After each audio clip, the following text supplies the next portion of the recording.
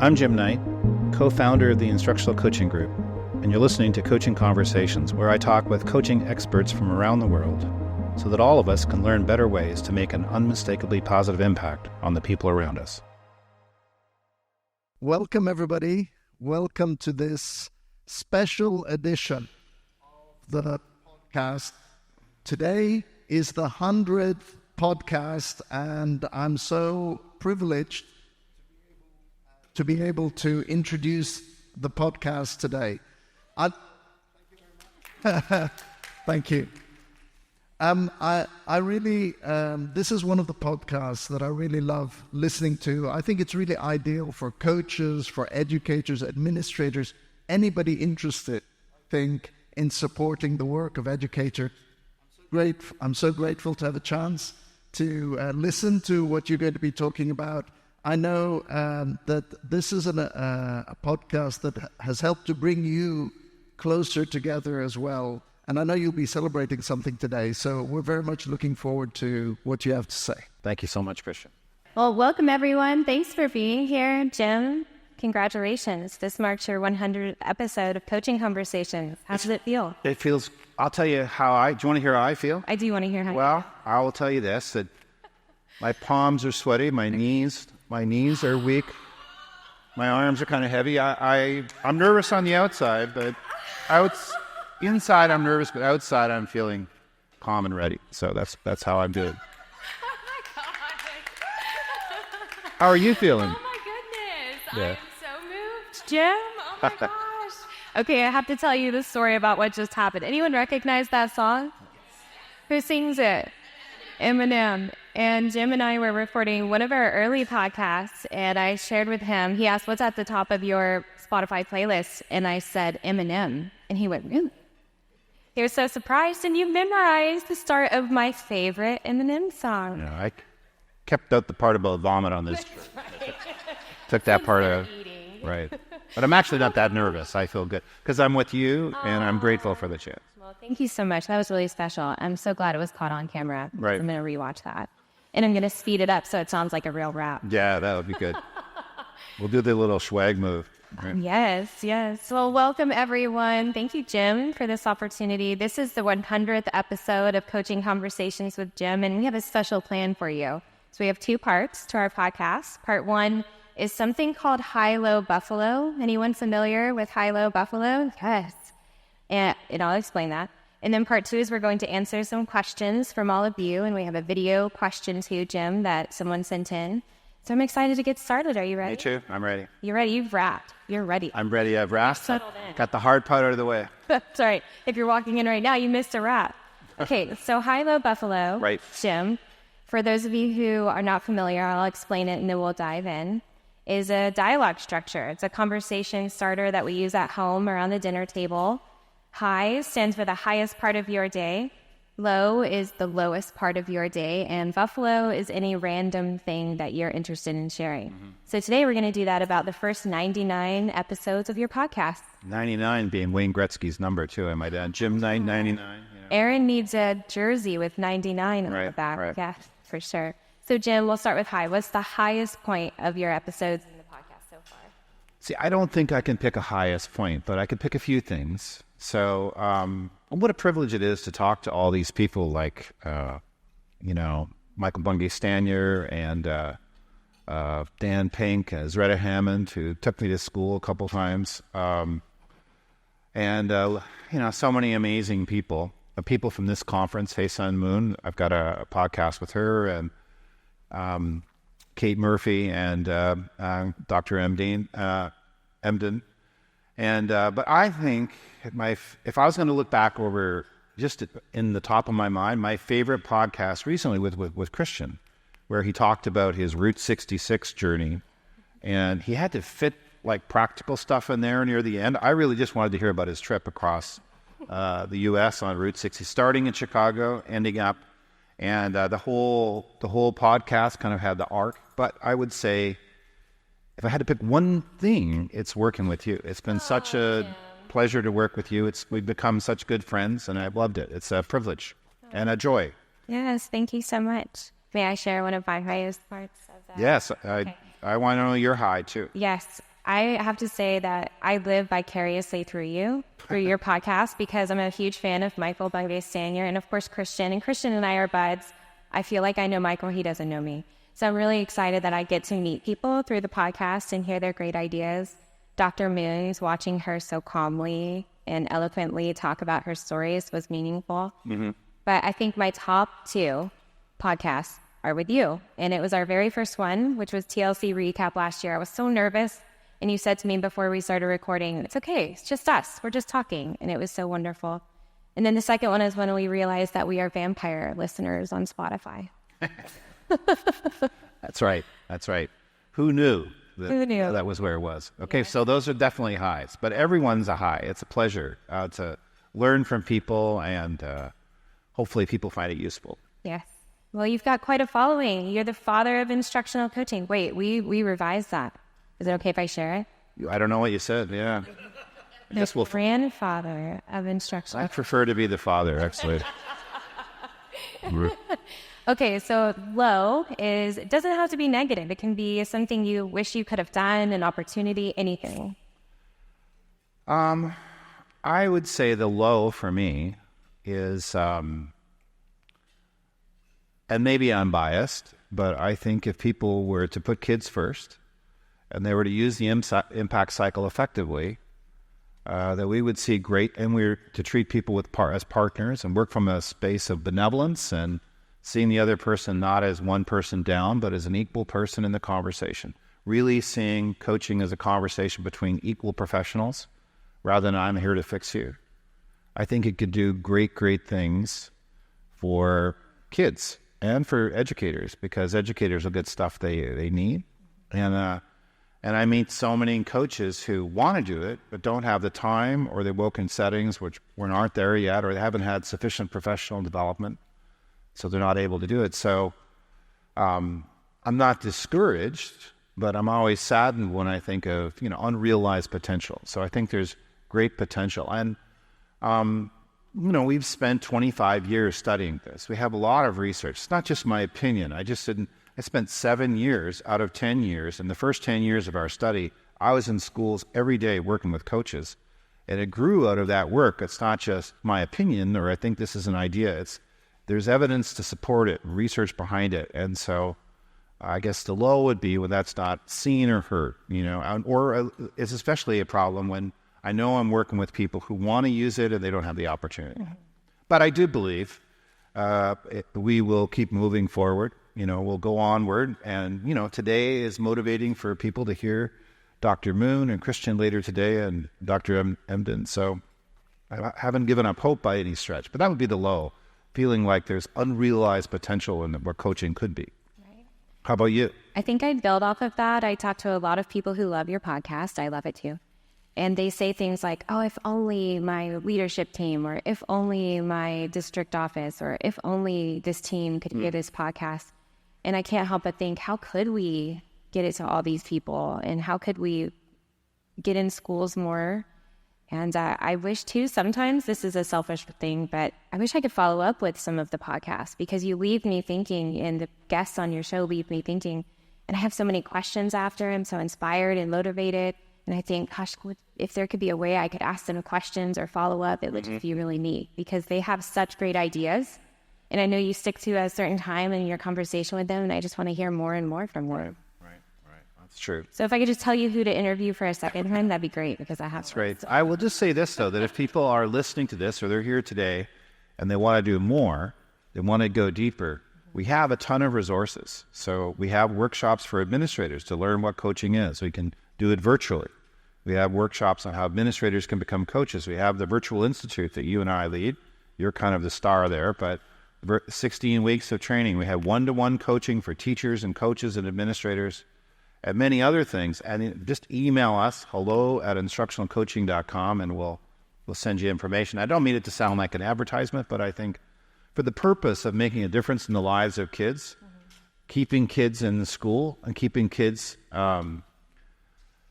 flourishing, or helping kids to flourish, that's what we want to do. So if we can help, we want to do it. Thanks for sharing, Jim. Okay, the buffalo part is any random thought you have. as you reflect on the podcast? Well, I'll tell you something that this may not fit, but so all my life I've wanted to, since not all my life, not when I was 2, but I've always kind of wanted to be like a talk show guy. So I wanted to do like, Letterman or something, but radio. And growing up in Canada, I used to listen to Peter Zowski, who hugely influential in Canada. And I thought, I kind of want to be Peter Zowski. I even had a theme song picked out I was going to do by Weather Report, this famous song by Weather Report, down at Birdland. That was going to be my theme song. So in my little head, how like I have other fantasies too, like playing lead guitar for a rock and roll band, but I can't play a note, so it's never going to happen. But so this gives me a chance to live out my dream of doing a talk show. It's kind of like that. Well, we don't do Down on Birdland as a theme song, but it's even better when I do it with you. That's very cool. What's your buffalo? Okay, a couple of random things I have about the podcast is I was up all night the night before we recorded one of our Q&As because I knew I was going to call you Jimothy. And if anyone... Just stop right there. I actually, from our very first conversation on Marco Polo, I said, I feel like I'm going to slip up and call him Jimothy because I love The Office. Anyone a fan of The Office in here? Okay, a couple of people have seen that. And I was so nervous that I was going to slip up and say Jimothy. So I thought, one day I just need to say it. And then you brought up nicknames. I thought, this is my opportunity. So I called you Jimothy, and it didn't land great. And I thought, oh my gosh, that was not a wonderful thing. But then we brought it up the other day and you liked it. So I feel you can call me whatever you like. It's okay. If Jimothy works for you, it's good. Jimbo. Jim Bob, whatever. Yeah. Jimothy, okay. And then my second buffalo is in our Better Conversations workshop. Mm-hmm. You tell a story in our virtual workshop. You talk about one of the beliefs is that we're equal partners. Right. And you tell the story about Don Deschler. When I facilitate the Better Conversations workshop, I tell the story about you. Because in our very first podcast episode, actually we were planning it, we weren't even recording. I said, are you sure you want me to do this? I'm not sure I'm the right person for the job. And you said, well, you bring as much to the table as I do. And it was just so kind and thoughtful. And I just really am grateful for you. Well, that's very kind, but it's the truth. You do bring as much as I do. So it's not anything kind. It's just speaking the truth. Well, I'm grateful for it. Okay, you ready to move on to our questions? I am. Let's go. Okay, and we do have a video question that someone sent in. And that whenever it's ready, I think we'll cue that up. But I have a question for you while we wait. Okay. Okay. So the next question will be the video. Next question will be the video. All right. Yes. Here's your first question from a participant who sent it in. And they said, what do you see are the future subjects for research in the area of instructional coaching? Okay. So I've been working a lot with Brian Goodwin, who is the new Bob Marzano. So Bob Marzano was the director of McRel, and his book, Classroom Instruction That Works, sold millions of copies, something like 2 or 3 million at least. It was one of the most influential books after it came out.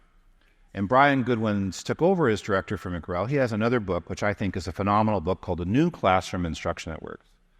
And Brian and I talked about, we're doing a workshop in February in Kansas. We're writing a book together that hopefully he'll be here at TLC next year, and we'll share our book together.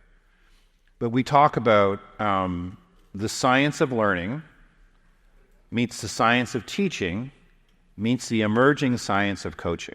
We feel that there's further to go, especially instructional coaching. There are many, many things to do. So I think one of the things Christian's been looking at is creating kind of a lab to look at the micro-communication elements that happen between a coach and a coachee. So analyzing the micro components of it, micro expressions, micro conversational things you can do.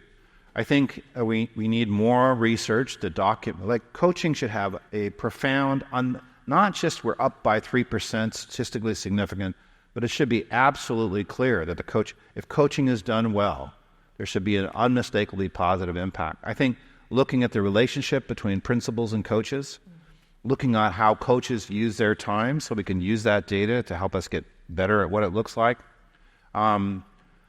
I think decision-making of coaches, how coaches in the moment make a decision. Yesterday when Christian coached me, I wanted to know how he made this decision versus that decision. I think little things like establishing rapport in the nature of the coaching conversation.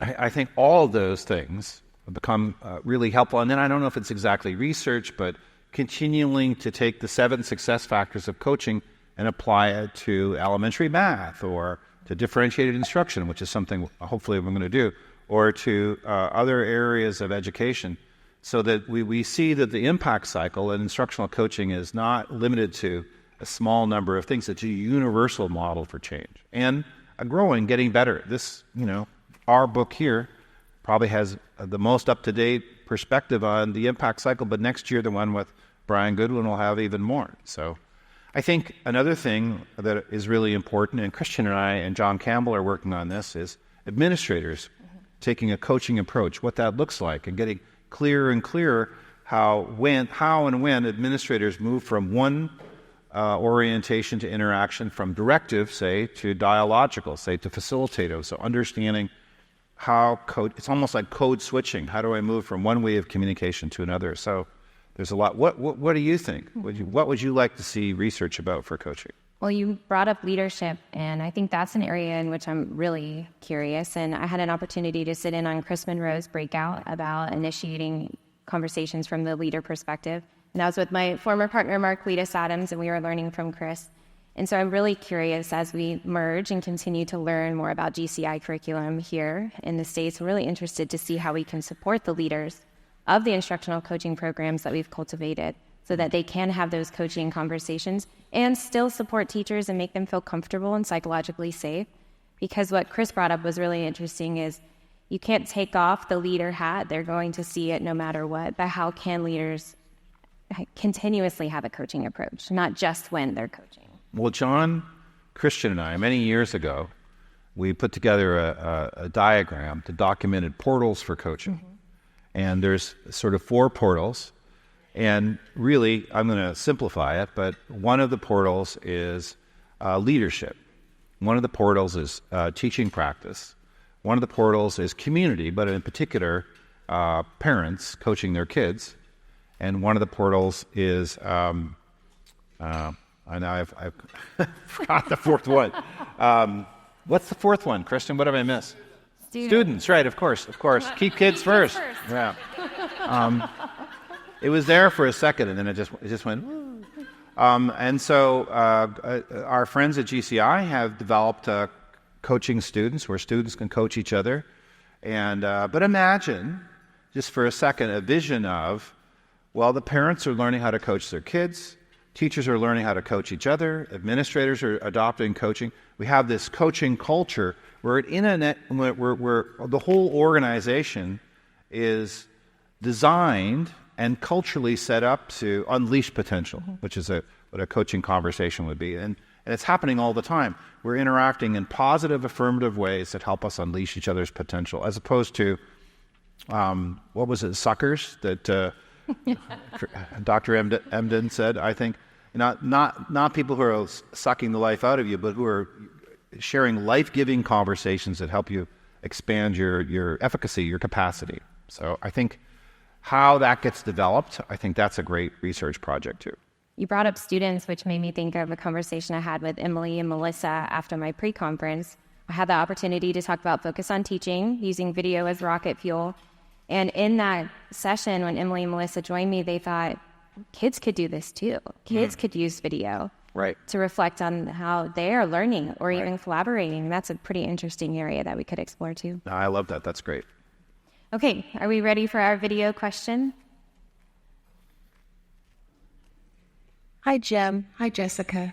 My name is Kara, and I'm connecting today from an independent school in Washington, D.C. I'm a high school instructional coach here, and we're in our 4th year of a pre-K through 12 instructional coaching program. And here's my question.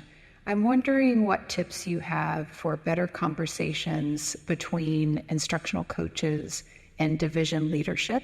In particular, I'm talking about regular meetings, about biweekly, that my colleague, the other instructional coach in the high school, and I have with our principal and assistant principal for academics, wherein we share themes that have emerged across coaching conversations in the hopes of guiding decision-making at a more systems level.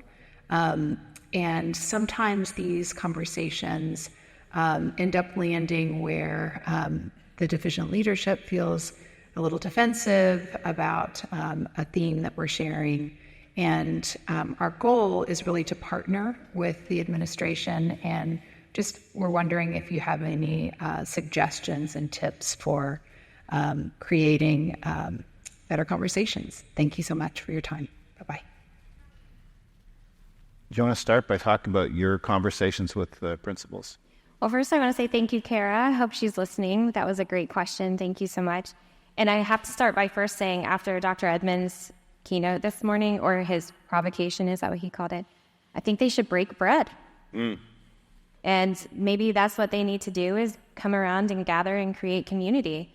But I was very fortunate as an instructional coach when my principal approached me and said, hey, I think I want to try this coaching thing. And I realized she didn't mean athletics, that she meant instructional coaching. So I was initially very nervous, but we had consistent meeting times, even though we didn't get it right in the beginning. And what really helped us was that we had an agenda, and we agreed these are the things that would be on that agenda. These are the only things that we talk about. And we continued to learn together about what's right for me as the instructional coach, what's right for her as the leader, not the instructional coach, and vice versa, me, not the leader. And what we ended up discovering is that we didn't actually have clear role clarity for me, which made it really hard to have the conversations at first, because she'd want to know, well, how's that teacher doing? It doesn't feel right. I'm not sure I should share that. So getting really clear on what my role was, what I did and didn't do, helped me to create that theoretical alignment. This is what coaches do. These are the principles from which I want to operate as a coach. Here's what I believe to be true about working with adults. And once we had that, we had better conversations in our agendas. So how did the agenda help? What did the agenda do that you wouldn't have if you didn't have the agenda? If we hadn't had the agenda, it would have been, well, what do you want to talk about? Or maybe the meeting wouldn't have seemed as important. So it would have been more easily, well, I can't meet today. Let's delete that meeting. Or I'm too busy. This isn't as important. What the agenda did for us was keep it structured and safe. Right. I felt safe talking to her. She felt safe talking to me. And I also felt a sense of partnership with her, because we had that third party, that agenda to lean on. So I was thinking, when I went to see Art Costa and Bob Garmston a couple weeks ago to create the video we watched earlier, one of them, I can't remember who, talked a lot about positive presuppositions. So I go into the conversation. It's a cultural norm for ICG that we assume the intent of the other person is good. So I go into the conversation with this positive presupposition. No matter what the person says or does, even if it's kind of attacking me, I assume it's coming from a place of goodness inside them. In fact, I really try to look for the good in the other person as a starting point, because I believe if you dig deep enough, the intent, maybe it's shaped by fear or other things, but really people want to do well. They want to do good. So when I sit down with the principal, I think that's a part of what's happening. And then I think I really want to have my act together, both just in terms of what I'm going to talk about, but also emotionally. I think principals have such an important and challenging job. They're time poor. Everybody's upset with them. You know, the parents aren't happy, the superintendent's not happy, the kids aren't happy, the teachers aren't happy. And when you become a principal, it's a little lonely, because when you become the boss, people start to see you as the boss, the principal, not you. You could have been really close friends, but when you move into this other position, people start to stereotype you and not see you. So it can feel really lonely and all this pressure. And so if you add more pressure to if you go in and talk about all the horrible things you're experiencing and your challenges and so forth, pretty soon they're not going to meet. So I think you have to go in with your game face on. I'm positive. I know what I'm going to do. I'm really organized. I'm really well prepared for this session, because I think what you want to do is reduce the principal's stress, not add to it. And then, as my theory would be, as things get more productive, it's gonna get better and better, and you'll get to where you and your principals were. Yeah. Well, Jim, I have a few extra questions for you, and I see that our time is going, so I'm just going to pick a couple. Yeah, that's good. Okay. So you've spent 25 years, maybe almost 3 decades, studying instructional coaching. What are some of the big things that you've learned? Yeah, so I would say, first off, it's amazing. This is the 19th conference. Next year will be the 20th. So this conference itself has been a catalyst for learning. Joel and Killian, Steve Barkley, Christian van Nieuwerburgh were all at the earlier conferences. John Campbell's not here, but he was at some of the earliest ones. I think we've kind of codified our learning into those 7 success factors. So when you think about what we've learned, I would say you can't not do one of those 7 success factors and expect your coaches to flourish. And I'll just talk about them really quickly, if that's okay. Right. So I do it as kind of a Venn diagram. It's education, we have to have a Venn diagram. So if you can imagine 3 circles. So there's an outer circle and there's 2 inner circles. Inside one circle, it's who I am. So what are the principles that guide my work? What are my communication skills, especially listening and questioning? And then what's my leadership skills? How do I lead myself? How do I lead others? Leading myself is about identifying my purpose, organizing my life so I can pursue that purpose, self-compassion, and leading others is about being a multiplier, balancing ambition and humility, working together. And so I would say to be successful, the first part is who am I? And if I show up as a partner and I'm really skillful at listening and questioning, kind of building on what Kate Murphy said, and I look at how I lead, I think that's really... The second part of the Venn diagram is what I do. And so what I do is I have some kind of coaching cycle. We use the impact cycle. And then in order to make that cycle work, I have to be able to see kids, gather data, and monitor progress and set goals. So I need to understand data. And the third thing, to hit those goals, I need teaching practices. So I need a book like High Impact Instruction, an instructional playbook, or it could be any number of different things. It could be Hattie's work, it could be Goodwin's work, Carol Tomlinson's work. But I need a set of teaching practices. The second circle, to succeed, I need a coaching cycle that I can use with proficiency and fluently in a nuanced way. I need to be able to look at reality and set measurable goals, so I know data. I need to hit those goals with teaching strategies. And I think if you don't have a coaching cycle that you're really competent in, it's going to hold you back. In fact, I would say that's where you start.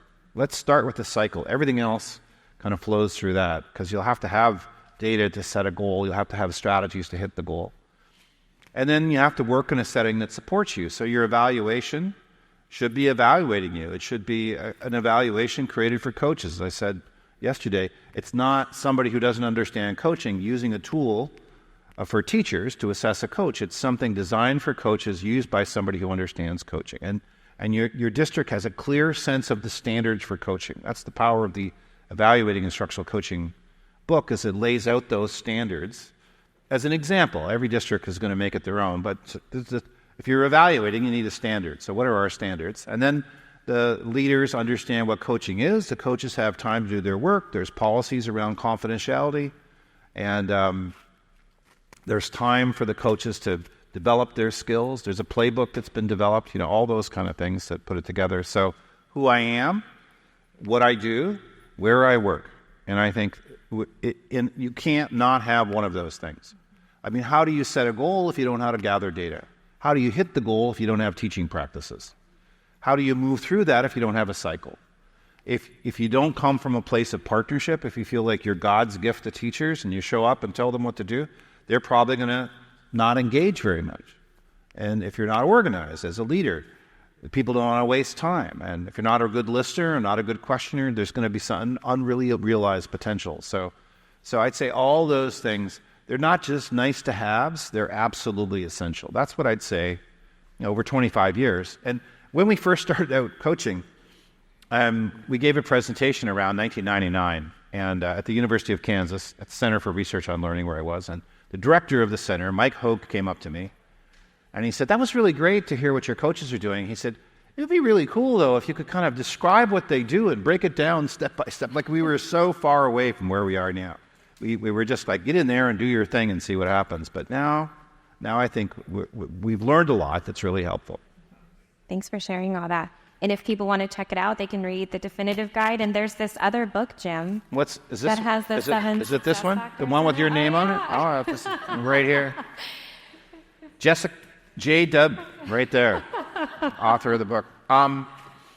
What about you? What would you say you've learned about the process of being a coach?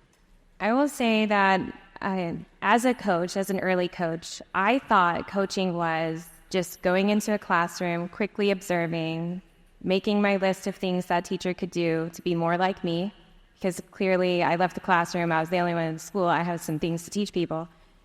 And then saying, here you go, you're welcome, let me know if you need me. And I'm ashamed to admit it, but I just did on a recording, so I guess it's too late. And now what I know is that's not at all what instructional coaching is. I was never focused on the kids. I focused on strategies. I focused more on evaluating the teacher. And now I know that it's partnering with the teacher and asking them what goals they want to set for their students and focusing on the kids and not what the teacher was doing. So it's shifted everything I know. You know, I'd say another thing is that a resistance takes two people. And instead of saying, why is that person resisting? It's a lot more powerful to say, what am I doing that's leading to them resisting?